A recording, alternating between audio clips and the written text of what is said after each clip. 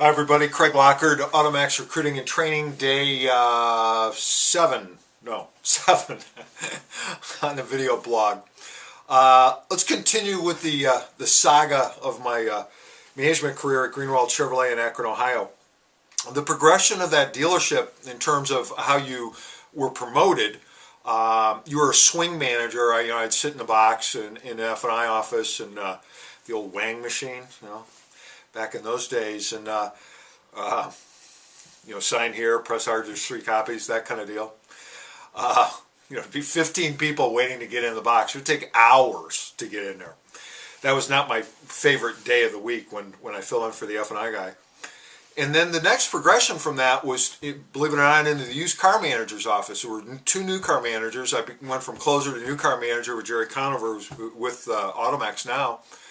And then from that into the used car seat. Now that became available when a gentleman by the name of Bruce Caudell bought his own store. He bought a Lincoln Mercury store in Akron, Ohio, and he ended up owning 2 of them.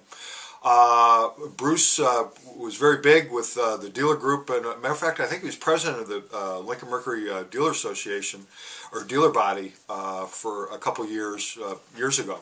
And he sold his stores here 2-3 years ago, I believe. Great guy, brilliant car guy.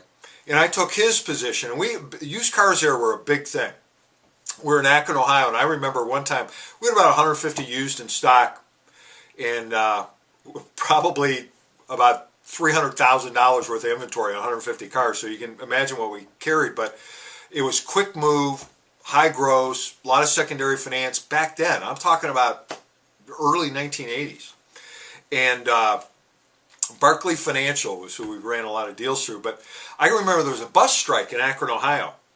So I thought, gosh, how can I take advantage of this? So we went to the auction, and we literally bought out auctions of $200, $300, $400, $500 automobiles. And we're selling them for, $800, $900, $1,000, $1,500 because the buses were on strike. So we'd run bus strike specials. It was huge. We'd be selling 175. We turned that inventory 20 days.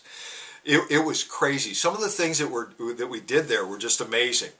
We would, I put this old beater, this absolute nasty, it was a Camaro, I believe. It had rust holes, gaping holes this big in either side of the trunk, and we put a mannequin in there with the head sticking out of one hole and the feet out of another. I mean, we do everything to attract attention. Back then, I don't remember anyone else doing it before us. But we turned the cars around. So the trunks were showing the street, so when you were walking down the rows, the people were looking at the front of the cars. We'd switch that lot twice a day. I had, 12, 15 used car salespeople that just sold used. They'd get out there twice a day. I mean, 100-degree heat, 10-degree weather with snow. They'd move that inventory, probably 7, 8, 9 times a week. It was incredible. And I'm wondering now, how often do we really get engaged in that?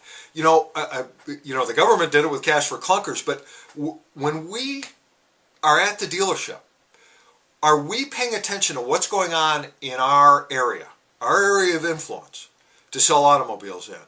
Are we taking advantage of little situations and using now social media to get the word out of what we're doing and how to increase our market share and penetration in our general geographic area, and really dominating that area? Are we taking little things that are happening in our community and using that to our advantage in the car dealership? I think we need more of that. It's something to think about. See you on the next vlog.